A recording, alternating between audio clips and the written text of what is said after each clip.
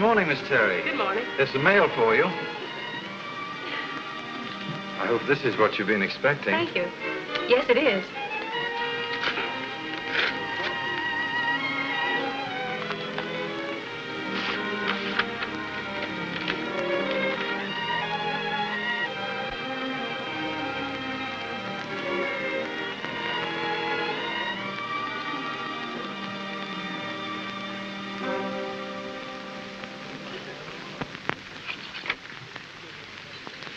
This should cover my bill. Thank you, Miss Terry. If you'll endorse it, please. Oh, Edwards. Yes? Adjust Miss Terry's account. No, I think you'd better close it. Why, is there anything wrong? I hope the service hasn't... It's just become a little rich for my bank account. Oh, I understand. Close Miss Terry's account. Right away. It was my manager's idea that I register here and put up a good front for the press. I believed everything he told me. Oh, I see. Oh, Miss Terry, Mr. Blake calling you from Kansas City. You can take it in booth number 1. Thank you.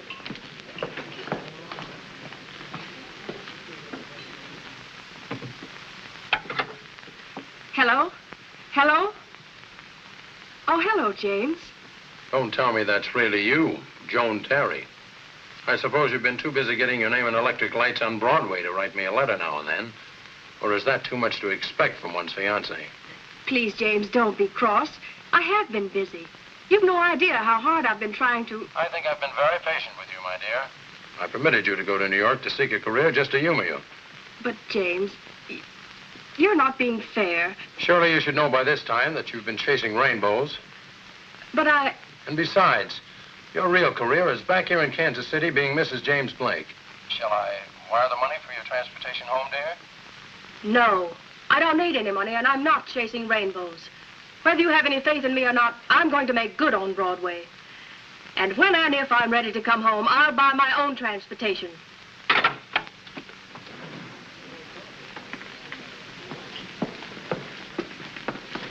Here you are, Miss Terry. Thank you. I'll have my luggage picked up this afternoon. Perhaps you would consider one of our less expensive rooms. We have a few at... $6 a week? I wish I could. Well, thanks anyway. Oh, Miss Terry, if I might make a suggestion. There's a sort of a girls' hotel, Barton Hall, where you might rather be able to manage within your budget. Of course, it isn't as ornate, and you won't have the service. Which you will find here at Barton Hall.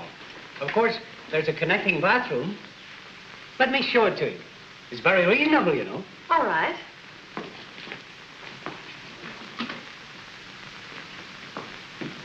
Theodore? Yes, Ma. I just rented room number 7. That's Mrs. Billings, my wife. Now, as I was saying... And I won't have to look for my things in your bedroom any longer. What nerve, my perfume, my hand lotion. At least I didn't use your hair dye, did I, Tootsie? Well, here we are. Oh, I'm sorry. I hope we aren't intruding. Not at all. I'm moving out of this mousetrap anyway. She's always joking. Actually, she's moving into room number 1. That's Thelma Mason. She opens at the Gaieties next Tuesday. Shall I tell Mrs. Billings to make out a receipt? Well, I don't know. You see, it isn't exactly what I was looking for. I wanted something more... I don't think you could find anything more suitable and so near Broadway. As a matter of fact, right through this window you could see Broadway. If it weren't for that building. Well, since you've already told Mrs. Billings you've rented room 7, I guess I'll... I assure you, you've made a splendid decision. The rent will be $16.50. $16.50. Payable in advance. I'll have your receipt and change downstairs at the desk. Thank you, Miss Terry. Thank you.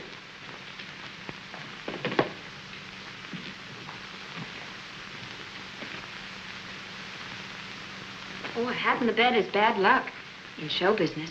Oh, are you an actress? Yes. This work is only temporary. Just sort of a fill-in between engagements. I understand. Well, if there's anything you need, just call me. I'm Sue Collins. Thank you, Sue.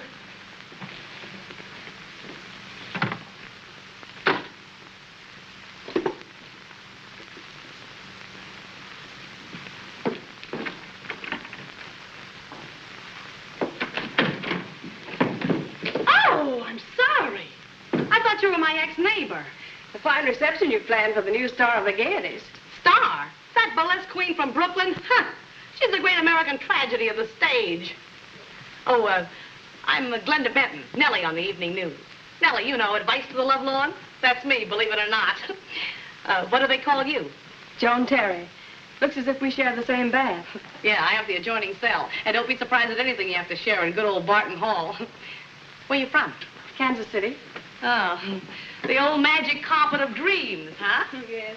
I could see the bright lights of Broadway all the way from home. It's only a mirage, kid. There's a broken heart for every light on Broadway, and don't you forget it. Not for me. I'm going to make Broadway sing my song someday. Yeah, I know. You have to find out for yourself. Well, Joan, I'm in your corner. Anything I can do, just holler. Thanks.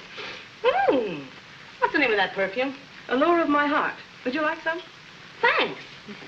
I've been using Impatience. Maybe this will wake the guy up.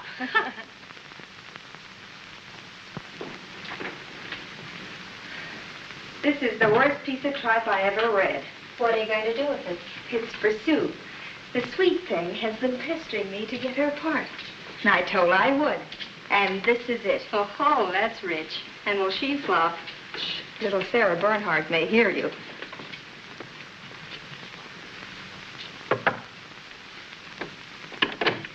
Here's your part, darling. You see, I didn't forget.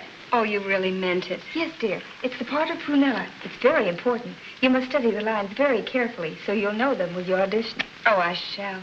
Would you like me to read for you now? Now, dear. We're rather late for an appointment. I don't know how to thank you, Thelma. You're so kind to me. Not at all, my dear. Come, Betty. What a gag. Thelma, you're terrific.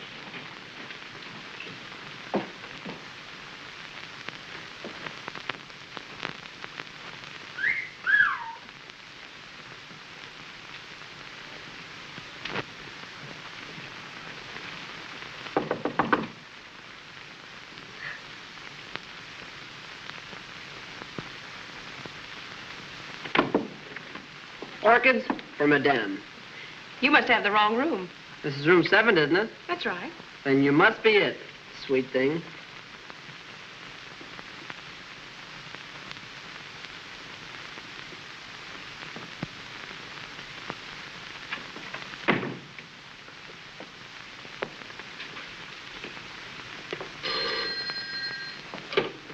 Hello?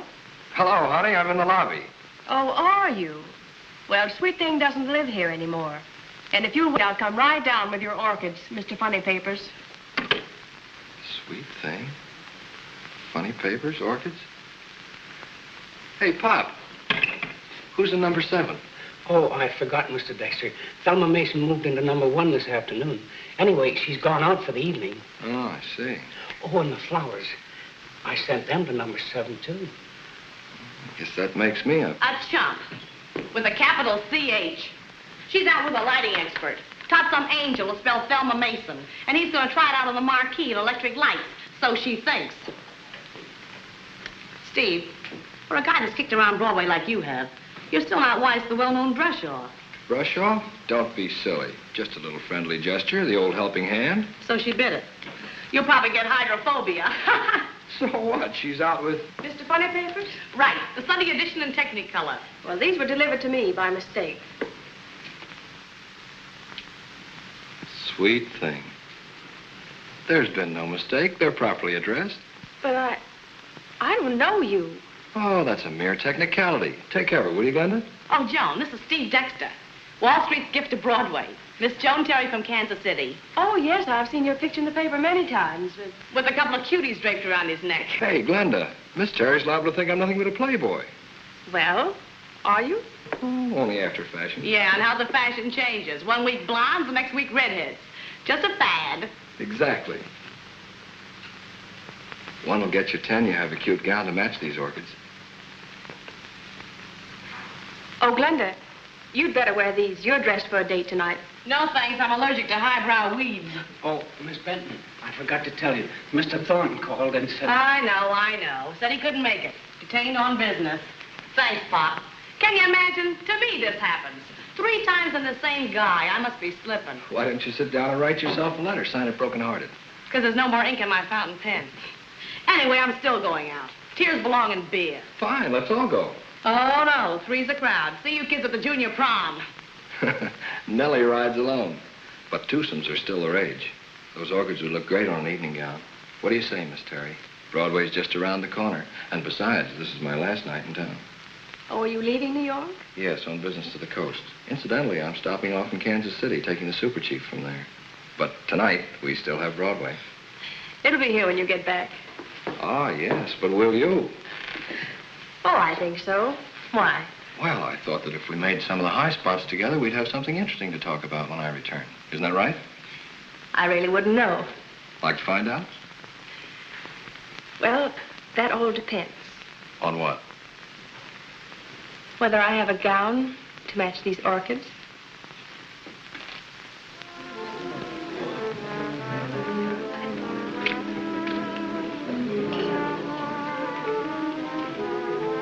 Are you as well as usual, Monsieur Dexter? Just fine, Pierre, just fine. 2 cocktails à la Dexter? The price of fame when Pierre starts naming cocktails after you. 2 cocktails à la Joan Terry. Garçon, 2 cocktails à la jointerie. La même chose. Hungry? Mm-hmm. Should we leave it to Pierre? All right. Ah, merci, mademoiselle. Merci, monsieur. Very nice. Cocktails, dinner for 2, orchids. Mr. Funny Papers has quite a flair for nice things. Funny Papers? Oh, of course, you think I'm Funny Papers. Well, aren't you? No, no, no. Funny Papers is the nickname of a producer. Oh, then you didn't send these orchids. No, but I'm very grateful to Mr. Funny Papers. If he hadn't, I shouldn't have met the girl from Kansas City. So, here's to him. And to his orchids.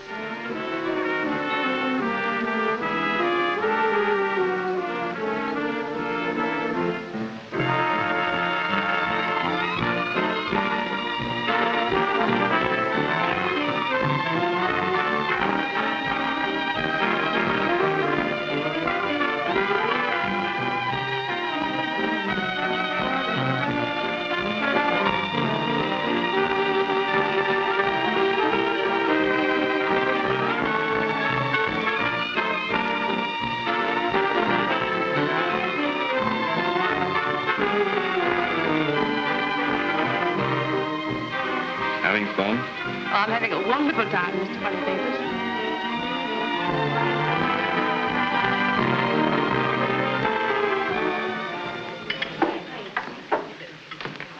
Hello, girls. Hello, Kansas City. Hey, what is this, the Ladies' Aid Society? The Barton Hall Reception Committee. Hello, Reception Committee. The sticks have certainly changed since I left. Yeah, a country gal makes good. Wouldn't you like some coffee, Joan? Thank you, Sue. I believe I will. I'm a little tired. By what? The lights of Broadway? Maybe she just got off the merry-go-round. If you 2 fugitives from a striptease act don't shut up. I'll take it easy, Glenda. They're only ribbing. Well, let's have it. Have what? Well, it's an old tradition. Everybody here has a story, or else they wouldn't be in Barton Hall. The girls believe in telling it once and getting it over with. But there isn't any story. I was in the little theater group in Kansas City. And I was told I had talent and ability and advised to try the big city. Where my art would be appreciated. And where I would have a better chance Of success. So I came to Broadway. Looking for a career. And here we are, a great big happy family, but just a little too noisy. Now, girls. Theodore! Yes, Ma?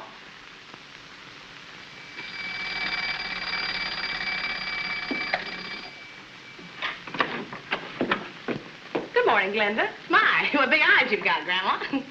Look, honey, Jenny told me last night that her boss, Alexander Draper, is putting on a musical. So I told Jenny to drop in. You're ready to look for a job, aren't you? I certainly am. Oh, where'd you go last night? We went everywhere. Steve Dexter's a marvelous guy. That's James Blake. Boy back home? Mm-hmm. James wants to marry me. He's very nice, but Well, what does he do for a living? he's in the coal business. Oh, a bookkeeper, huh? Oh, no, he manages several coal mines for his family. Oh, a capitalist. And you blinded by footlights. I have to get up at 7:30. But if I had a coal mine who wanted to marry me... What's this, homemade record? Mm-hmm.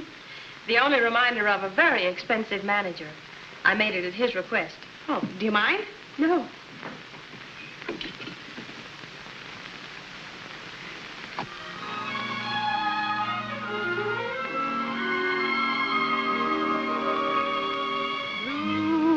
In love again once more. I've loved in vain once That's more. you. I know the pain Come in. of a broken Hello, girl. heart. I'm blue That's Joan. in love again. Really? My love's an endless chain that takes me back again for another star.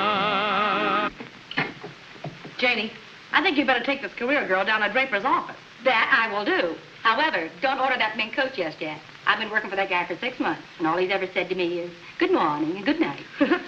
Good luck, Joan.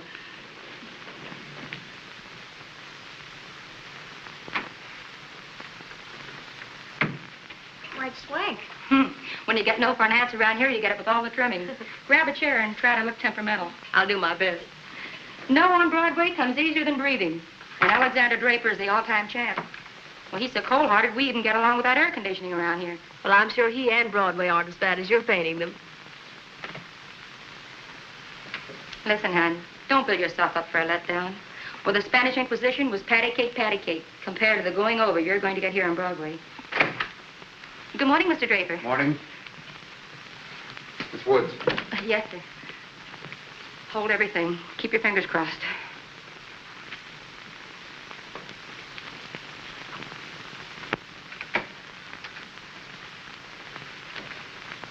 Good morning, Mr. Brent. Good morning. Mr. Draper's waiting for you. That's Mr. Bronson, the casting director. They'll be tied up for hours. Suppose you try some of the other offices and drop back around 5. All right, thanks. Seems to be quite a bit doing, but I'll be back at 5 for sure. Remember, don't talk to strangers.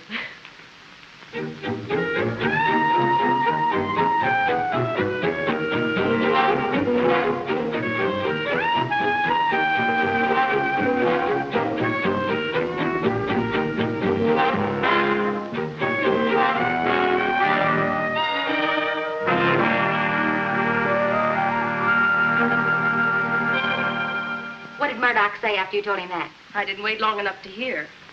Say, what about Mr. Draper? Well, the conference broke up at 4:30, but he hasn't come out yet. Oh, Mr. Draper, this is Miss Joan Terry. How do you do? Hello. She's been waiting quite some time to see you. What about? Well, I'm from the Kansas City Little Theater Group, and I'd like to... What do you do? Well, I have played leads, and I sing a little, and... All right, let me hear you sing.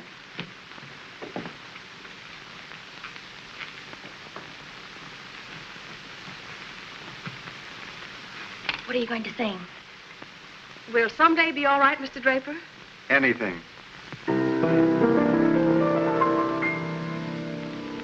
Someday, when the clouds roll by, I'll see you smiling through as you used to do before May days turn to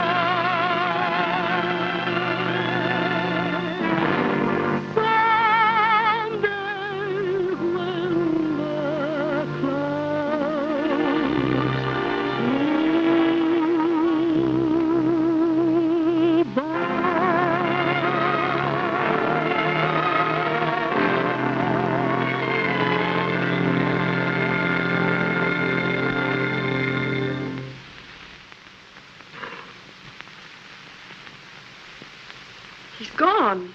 Well, if this isn't the end of a perfect day.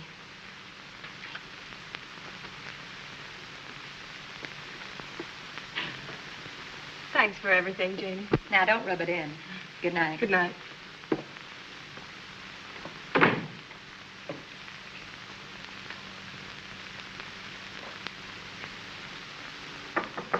Come in. Oh, hello, Sue. I thought I'd bring you some extra towels. Thanks. You can just put them here. What is that you have? Oh, it's a play Thelma gave me to study. Would you like to have me read? But there is a tomorrow, and the dawn will come, pause, bringing with it the blue-eyed goddess of fortune, double pause. Oh, at last opportunity was here. There. That's the most beautiful part of all. Do you think I give it the proper interpretation? It's very expressive. Shall I read some more for you? If you don't mind, I'm a little tired. Oh, well, I'll go then. But I want to thank you for all your kindness to me. That's all right, Sue. If I can ever help you, just call on me. Thanks, Joan. You don't know what that means to me. The theater is all I live for.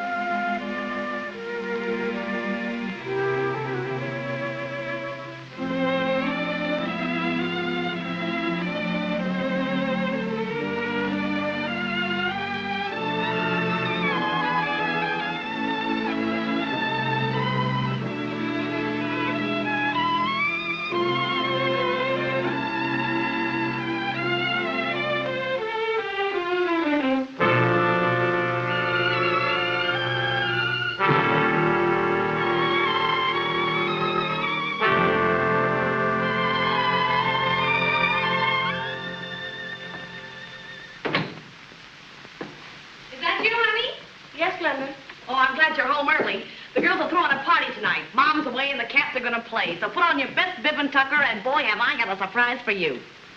What's the matter? Ah, don't let it get you down. It's no use, Glenda.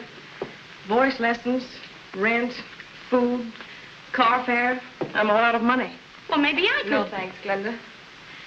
I've reached the end of the rainbow, and the pot of gold isn't there. Mrs. James Blake, next stop. Oh, well, that's the way it is, huh? I'm afraid so. I'm expecting him to call any minute. Mrs. Coal Mine. Won't that be something? Maybe it isn't such a bad deal.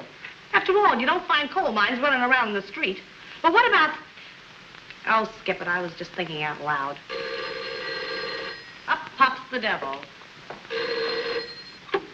Hello? Yes? Oh, hello, James. Is that you, Joan? Yes, James, of course. You know why I'm calling. Yes, James. Is that your answer? Yes? Yes, James. Fine. Now, you're really acting sensibly. I'll call for you the first thing in the morning. Yes, James. And you won't be sorry. Good night, Joan, dear. Yes, James. Yes, James. Yes, James. If you put that dialogue in water, it would swim. Oh, I'm sorry. I should talk. Like all the rest in Barton Hall. I'm no howling success. There's poor Sue who will never get a chance. And stupid Betty aping Thelma. And Polly who's just dying to own one of those dresses she models for those big fat dames that can't even squeeze into them. The whole thing's a nightmare. You're lucky. You woke up in time. Maybe I should be thankful there is a coal mine. And Glenda, James is really much nicer than he sounds or looks. What is that surprise you mentioned? Oh, nothing. Now, what is it? Steve Dexter's in town. Steve Dexter? Yeah, and like a dope, I asked him to the party tonight. Ah, don't be so sad. Put on the glad rags. Tomorrow will be time enough for that home sweet home routine. But tonight, it's still New York, and the goose hangs high. I've been working on a new routine, kids. It's an impression of our greatest colored tap dancer. Hope you like it.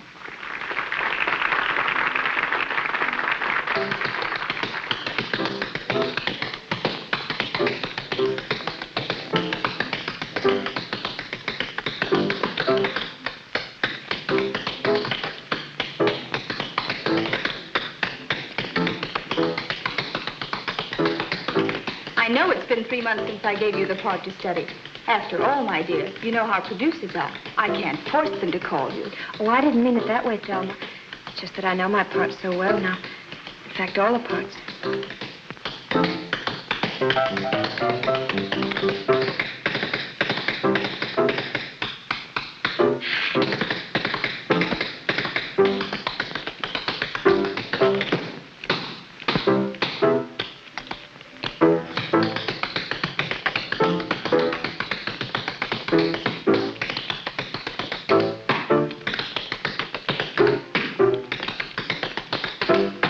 They don't get a kick out of anything but the guys in the front row.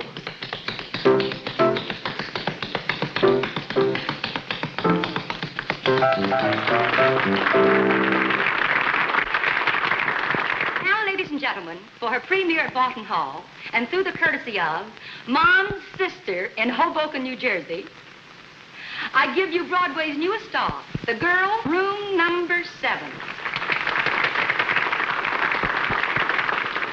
Oh, come on, Kansas City, join in the fun. Everybody has to do something. Really, girls, I feel rather blue tonight. Well, then sing a blue number. Oh, you can't let me down after I've been shouting praises all over the place. All right. Then play Blue in Love again. Okay.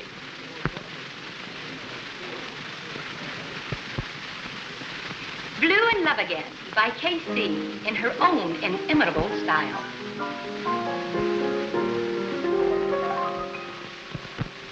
Blue in love again once more. I've loved in vain once more. I know the pain of a broken heart. I'm blue in love again.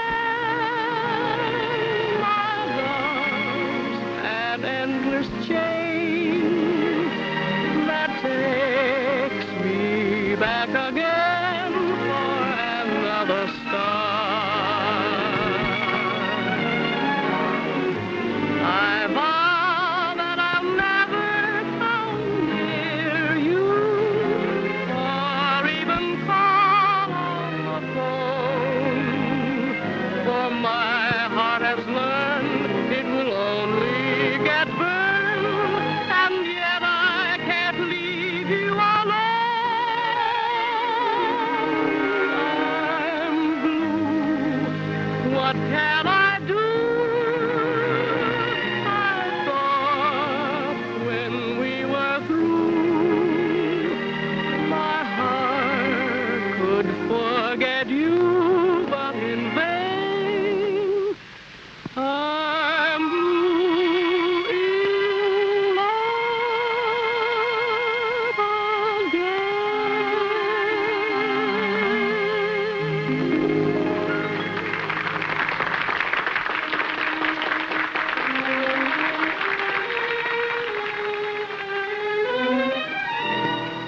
What's the matter, Glenda? Did I give her stage fright? Look, Steve, why don't you go in and keep her company? Why me? Oh, you wouldn't understand, you big lug.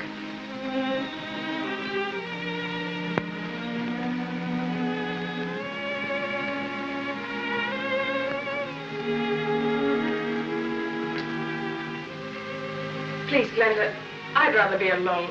I'll tell her when I see her. Oh, Is that all you have to say to an old friend? I'm sorry, Steve. I am glad to see you. Funny, we do seem to meet just before we part, don't we? You mean you're leaving town? Yes, this is my last night. I'm going back home. But what about that burning ambition? Your career? Career. That's just an illusion. Wait days and days and then have some half-baked producer tell you to go to Hollywood. Get a name first. Pin your hope on some old fool who hasn't the heart to tell you he can't use you, but files your name in the wastebasket. Casanovas whose only interest is loose telephone numbers. You walk miles and miles each day just to save car fare. Career. So far as I'm concerned, they can take Broadway and every line on it and dump it into the East River. I've heard that before. But Broadway gets into your blood. You'll be back. I'm afraid not. You see, I'm going to be married. Well, if that's the way you want it, you deserve the best. I hope the lucky man realizes it. He's really very nice, Steve. From my hometown. Well, haven't you anything to say? Don't you wish me luck? Certainly, Joan. Tons of luck. If you were my own kid sister, I wouldn't have an argument. If you've made up your mind to marry the boy from back home, well, I guess that's the way it should be. Happy ending. Thanks, Steve.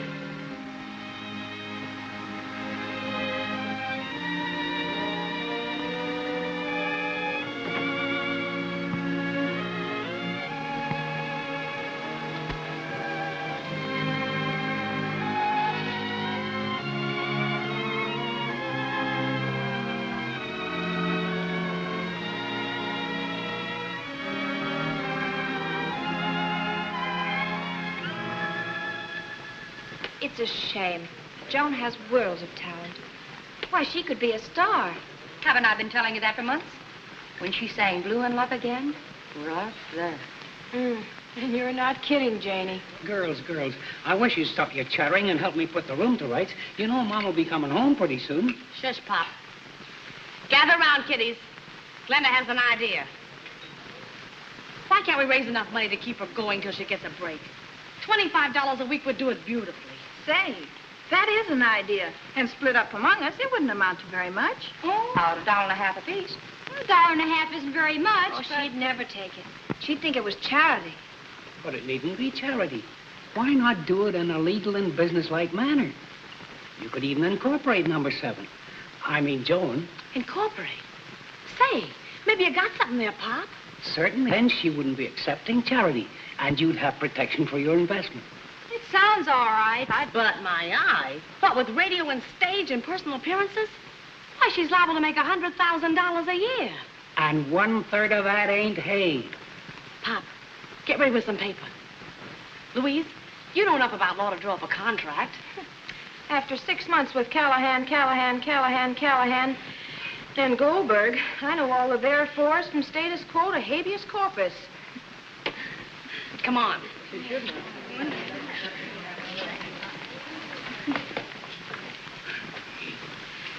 Whereas we, the undersigned, hereafter known as, what do we name the corporation, girls? How about something with talent in it? Talent. That's it. Talent Incorporated. Perfect. Talent Incorporated, party of the first part, agrees to furnish Joan Terry, hereafter known as party of the second part, the sum of $25 a week. The sum of $25 per week. And whereas... Theodore Billings, party of the third part... Theodore Billings, party of the third part... agrees to furnish room number 7 rent-free. Agrees to furnish room number 7 rent-free. Rent-free? No. Mom would skin me alive if I consented to this. The corporation was your idea, and you're the chief stockholder. I won't do it. Okay. Girls, don't you think Mom's just dying to know that Pop's been betting the horses again? It's blackmail. I protest. Overruled. Proceed with the contract. And, whereas... And whereas... I've been saving this for a special celebration. It's warm, but it's pink champagne. Liquor in Barton Hall? Shh. If Mom should ever hear this... She won't unless you talk in your sleep. We want the girl in room number 7. We want the girl from room number 7. We want the girl from room number 7. Okay, girls, soft pedal. Go ahead, Pop, tell us. Joan, Miss Terry, I have the honor to present you with your first Broadway contract. The girls and I have formed a corporation... Talent Incorporated. ...which gives us the sole and exclusive right to your services as an actress.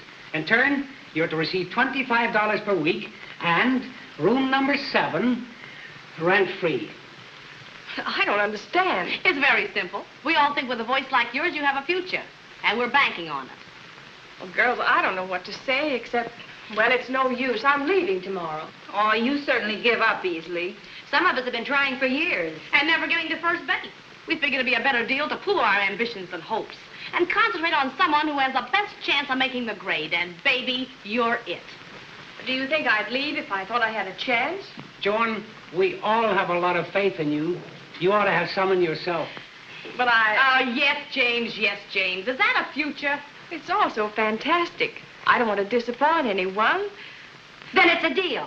Come on. You won't regret it. I really shouldn't, but this being a female corporation, it should be launched properly, like a battleship. Here's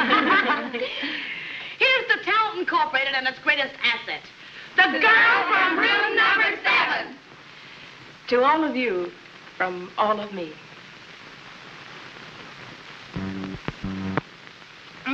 Tickles my nose. Oh, I hope I can make good.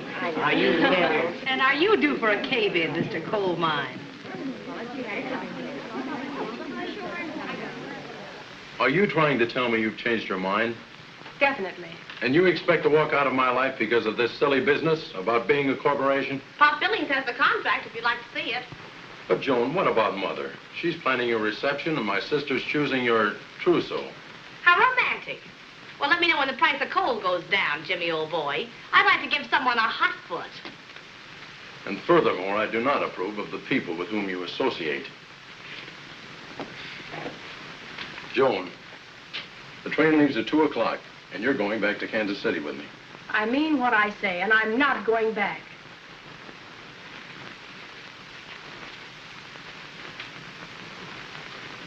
May I ask who is Mr. Funny Papers and why he presumes to address you so familiarly? Sweet thing. Oh, that's Steve Dexter. He's a... I mean he's a producer. You're rather confused, aren't you? Please, James. Steve Dexter, the notorious playboy. And who is he, the president of the corporation? Don't be silly. It was all an accident. I received the orchids from him by mistake. Orchids? And I have closed the deal this afternoon. We are crediting your account with 30,000 shares of TB&T. That's all, Miss Cunningham. Oh, Miss Cunningham. Yes? Send these to Miss Joan Terry, Barton Hall. You know the address. Get them there before 1. She's checking out. Yes, sir. Oh, Miss Cunningham. Yes? On the card, put goodbye and good luck. And I do mean number 7. And I do mean number 7? Right.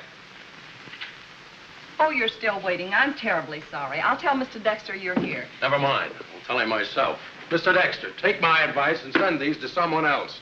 And just who are you? I'm James Blake, Miss Terry's fiancé. That is, I was until you started in your conniving. Conniving? Yes, conniving. Sit down, Mr. Blake. I won't sit down. I'm here to tell you... I said sit down. Now, what's this all about? You know what you've done. Why cheapen it further by talking about it? Mr. Blake, I'm certainly glad you dropped in to see me. I've always wanted to meet someone like you. Just what do you mean? I don't know what you're talking about. You don't know about Joan going back on her promise to marry me because of the corporation those women concocted. You don't know about that. It's all news to me. Maybe you better keep on talking. Tell me more about this corporation. Oh, it's a preposterous idea. Talent Incorporated to promote Joan's career or something. And when I came in here, I was sure it was your scheme. Not guilty. But it is a pip of an idea. Mr. Dexter, no thanks. I could offer Joan security, family, position. Do you honestly believe that she should sacrifice all that? No, not necessarily. Do you know Joan well? Yes, very well. I've met her exactly twice. And that calls for orchids twice? Listen to me, Mr. Blake. The orchids were strictly an accident the first time. These on purpose. A little going-away gift for a very sweet girl. I understand now. Perhaps I made a fool of myself barging in like this. Oh, I don't blame you. Joan's the kind of a girl that makes a man go around bumping into lampposts, believe me. I hardly know what to say. Except you're a pretty square person, Mr. Dexter. Steve to you, Jim. Thanks, Steve. But there's still that harebrained corporation. Look, Jim, there's a high mortality rate on corporations, especially that sort. The old law of averages is on your side. Perhaps you're right. Probably the girls will get tired of putting money into it after a few weeks. I hope the whole thing flops.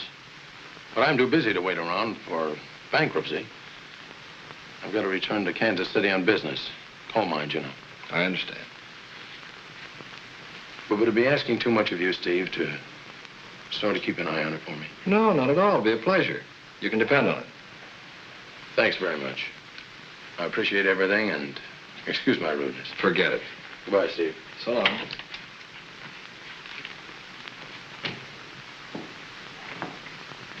Miss Cunningham, will you get Miss Terry on the phone, please?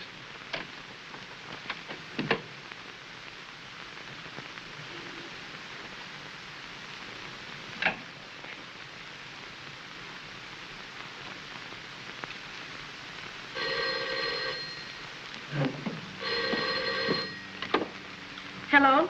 Oh, Joan, this is Steve. Let me be the first to congratulate you. No, on the corporation. So James did look you up. I hope he wasn't unpleasant. No, on the contrary, he's rather a substantial chap. Family position and all that. As a matter of fact, he more or less appointed me your guardian. How nice. Well, let me tell you something, Steve Dexter. I'm not your kid sister, and I do not need a guardian. Oh, now, wait a minute, Joan. I only meant to... Do you ever say the right thing, Mr. Dexter?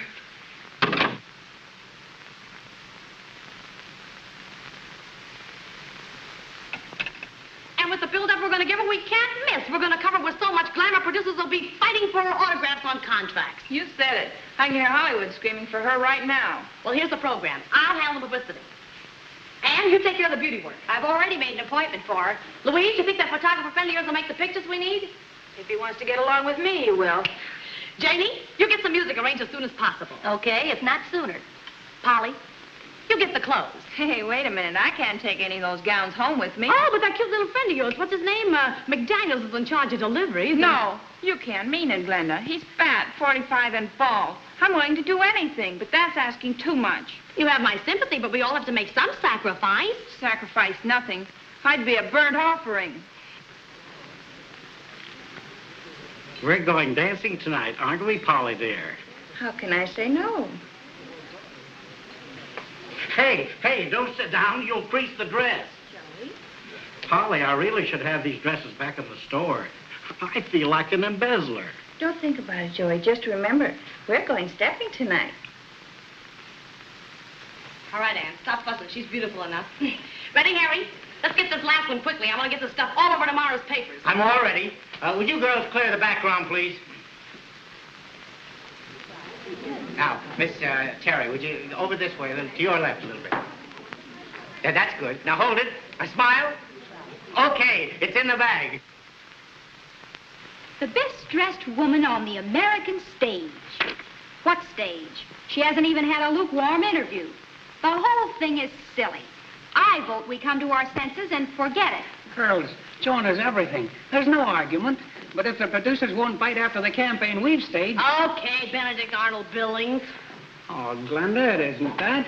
But I can't juggle the books any longer. You know, Mom's beginning to smell a rat about that rent money I can't account for. And I'm a peace-loving man. Oh, you're all a bunch of weak-kneed backsliders. Just because the producers haven't been falling over each other to sign her up in the short time we've been plugging, you want to quit. What do you expect, miracles?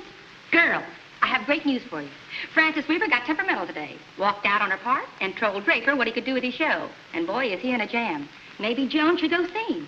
Maybe your eye. This is one interview little Joan's not gonna miss. Could be a...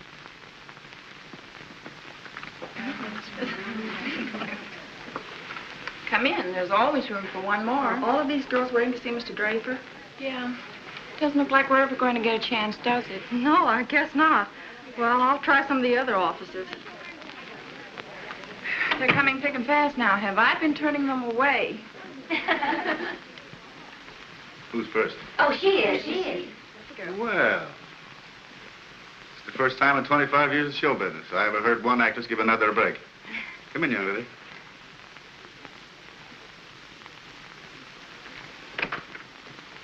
Old Bronson. Never mind, that part's been filled.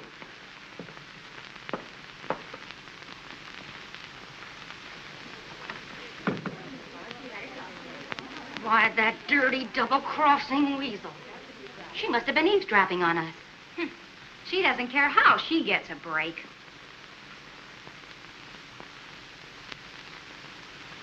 Here they come. All right, everybody act natural.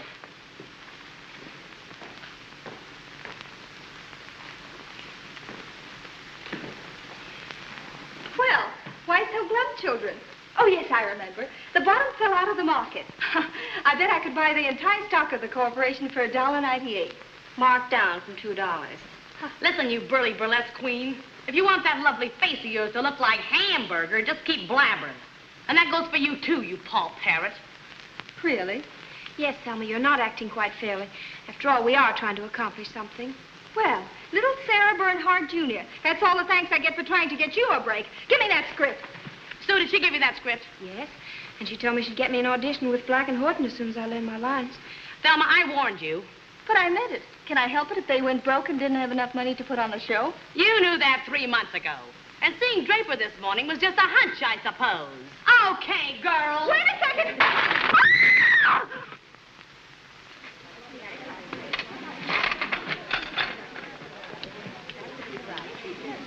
Mom's favorite vase. Boy, if she ever finds out about this. I'd be willing to pay for this just to break it over Thelma's head again. Well, keep it quiet, girls. Papa will probably collapse when Thelma and Betty check out tomorrow. And you, falling for that phony. But it's a good script, Glenda. I can imagine. Really it is, Glenda. Just read this. Well, that's the best sketch I ever read in any musical comedy. Well, when are we going to vote this corporation out of existence? Never. Gather round, kiddies. Glenda has another idea, and this is it.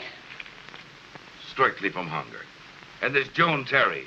Even if she could sing like two nightingales, she still couldn't drag enough money into the box office to feed a canary on the regular lunch. But Felix... Oh, amateurs in my theater. It would be a sacrament. You mean a sacrilege? Yeah, comes the dawn, and I wake up without a dime. I still think it's good. But there is tomorrow. Comes the dawn. And with it the shining sun, bringing the blue-eyed goddess of fortune. Isn't that beautiful? Blue-eyed goddess of fortune. Even in Iowa, they don't have such corn. Sure, it's corny, but we're going to throw that part out in the rewrite, Felix. It'll be a surefire hit. But, Glenda, how can we put a show on without money? That's what I'm trying to get through your thick skull. You can put this one on for peanuts. You don't have to pay rent for your theater. The cast will work for nothing. The publicity is on me for free. And on top of that, you get Joan Terry, who'll be a star overnight, or I'll eat that script without cream. Oh, you mean everything on a coincidental basis? You mean cooperative. Yeah, but I still think we need an experienced leading lady. Have you figured out what a leading lady with a big name would cost? Have I figured out? Why do you think I buy aspirin by the carload? If we pay a leading lady, we ain't got money enough to put on a show. If we put on a show, we ain't got money enough to pay a leading lady. Oh, I tell you, it's a victorious circle. You mean a vicious circle. Yeah, and stop correcting me. Well, the trouble with you, Felix, is you want to eat your cake, but you're afraid of swallowing it. Now, in this case, the leading lady gets experience, we get a show, and it's all on the cuff. Not so quick. I'm the senior partner. I say yes and I say no, and that's positively final. Now let me think.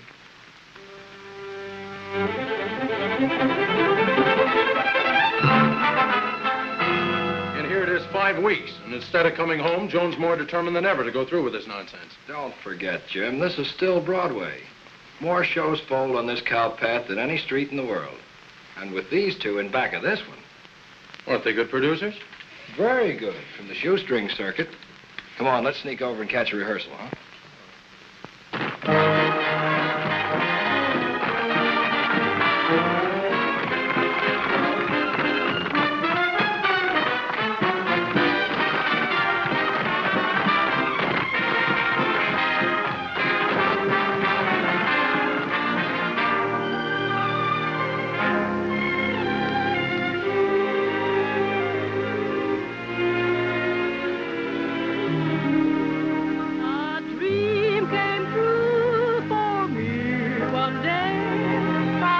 somewhere out of the blue. For I just opened my eyes and there were you. The stars, they never shine again, or rainbows come into view. I don't care whether they do, for I have you. You gave me your lips so tender, my heart told me love's here to stay. Your kiss seemed to say I surrender. I love you, what more can I say? Dreams may come and dreams may go, like castles that fade in the blue. Thank heaven that you're really you. My dream came true. Give me your lips so tender, my heart told me love's here to stay. Your kiss seemed to say I surrender. I love you, what more can I say? For dreams may come and dreams may go, like castles that fade in the blue. Thank heaven that you're really you. My dream came true.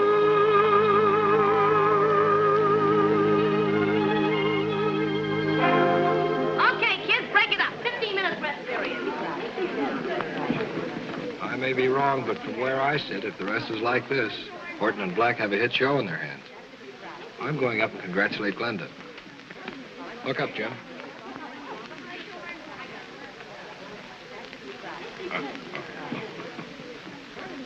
Take it easy, Felix. They're just tired. They've been rehearsing all night and day. The show's all ready to open. It looks like a flop right now. You inducted me into this. I ought to have my head examined for a maroon. You mean moron. I inducted you. You're the senior partner. Anyway, I still think it's good. Don't think. It's your thinking it's going to cost me the money I borrowed from my wife to put into this. For 2 cents, I'd sell this turkey. Mr. Horton, I'd like a word with you. Have it with him. He's the senior partner. With a lemon on my hands, I don't want to talk to anybody. But you don't understand. I'm interested in buying your show. Buying the show? Yes. Oh, well, don't mind him. Talk to me. I'm the senior partner. Now, if you will step into my office, we'll discuss the terms privately. Certainly. Honey, the numbers are sparkling and the timing's like clockwork. And Joan Terry, a scintillating new star on the Broadway horizon. That's the way the reviews are going to read after the opening. Ah, thanks, Steve. By the way, how's the coal mine taking it? Not so good. What about Joan? Is she happy? Oh, Steve, are you such a big ninny or is it an act? Don't you ever figure anything out for yourself? You know, here I've got a hit. Is this a hit, huh, Louis? Sure, that's what I've been saying all the time. Yes, of course, so it seems. Well, maybe at a price we could do business, Mr. Blake. James Blake. But there's one condition. Anything. You can have anything, Mr. Blake. You're a lucky man. When this show opens tomorrow night... That's the condition. The show must not open. You know, Joan, the moment I heard you singing that evening in Barton Hall, I felt that you were the only one that could really play this part. You're very sweet, Sue. And I know you'll do well, too. Oh, I know I shall. I've studied so hard. And wait till you see my lovely costume. It's simply beautiful. A new one? Have you made another change? Well, yes, Glenda switched me into another part again. Just a moment, and I'll show you my dress. Oh, excuse me, Glenda. Little scatterbrain. Poor kid, she's all excited about her new costume. I certainly hope she clicks. She's not going on. Not going on? Look, Joan, I like Sue as much as you do. You know that. And it's nothing against her personally. But we've tried her out in every part in the show, and she can't make the grade. Sue will never be an actress. It's too bad, but that's it. We've all slaved to put this over. And it's better that she gets a little heartache now than to ruin everything for us later.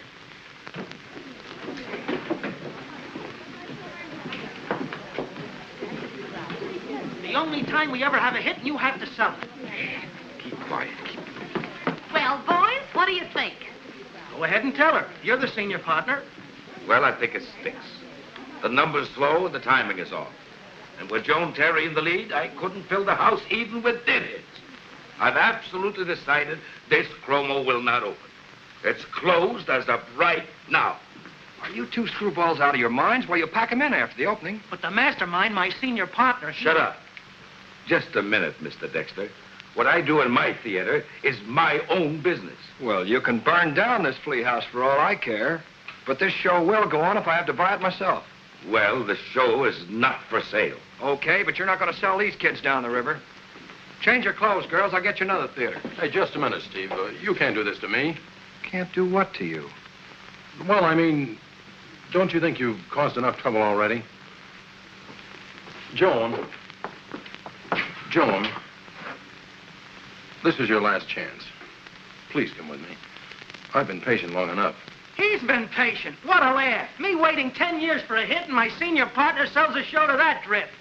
You mean you sold the show to him? Not me, not me. Felix made the deal. Oh, so that's it, huh? Please, Steve, let me say something. Joan, I can explain everything. It's because I love you. Love. Don't be so contemptible.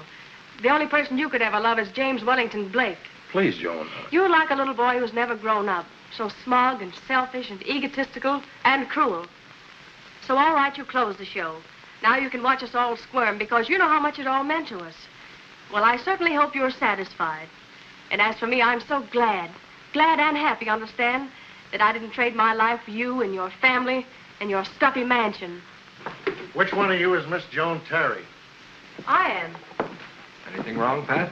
Oh, hello, Mr. Dexter. I've got some bad news. You know Miss Collins?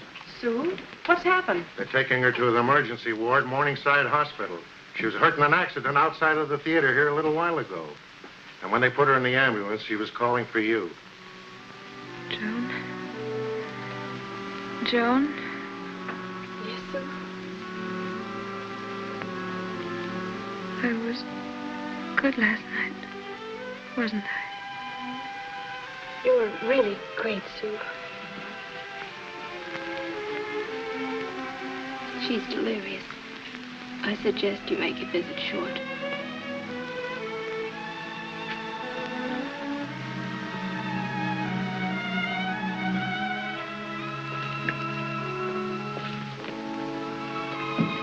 Oh, nurse. Is she going to be all right? I'm afraid we won't know for the next 48 hours.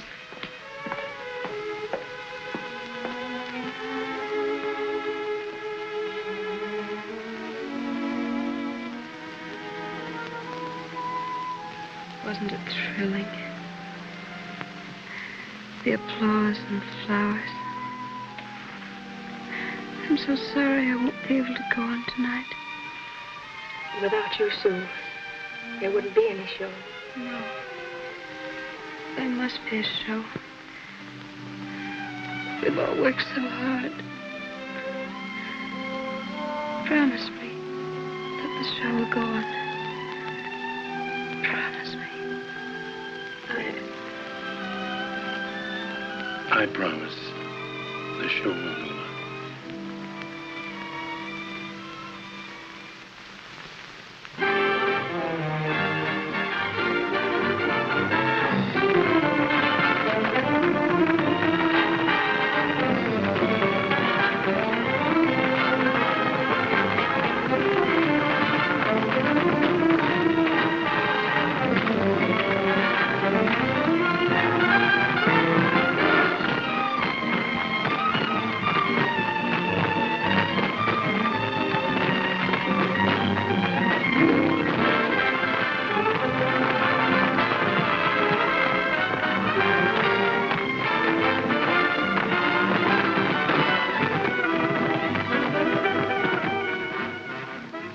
Glad you decided to carry on.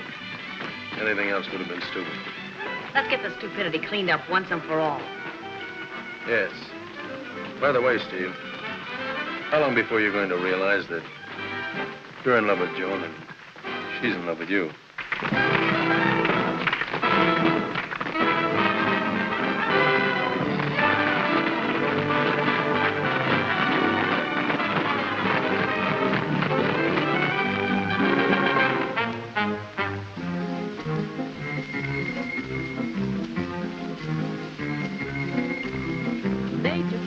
From the smile of sweet senorita, they took its beat from the feet of lovely Chiquita. The rhythm of their swaying knees came from the breeze that swayed the trees above. Then took a dash from the flash of dark eyes inviting. They added a bliss of a kiss, these dark skies exciting.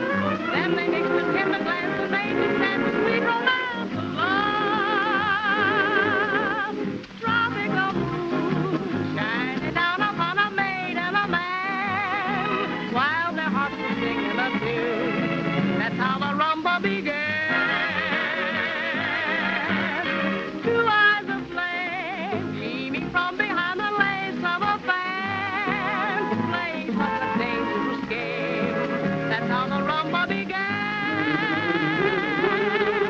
Now who could resist that magic moment in a night filled with charm? And who would want to resist the thrill of tender embraces into tempting arms? Dark hours were through as they danced as only real lovers can. Each step of their dreams coming true. That's how the rumba began. So let the music play.